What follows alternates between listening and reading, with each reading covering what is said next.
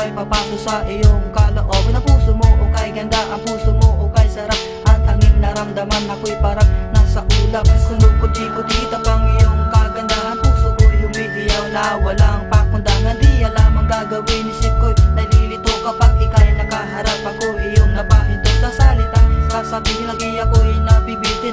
Ako'y nawawala dahil sa iyong mga tingin. Ngunit ngayon dapat mo nang marinig, diyan sa puso mo ika'y aking iniibig. Mahal, buksan mo ang pintuan, ako ay papasok sa inyo.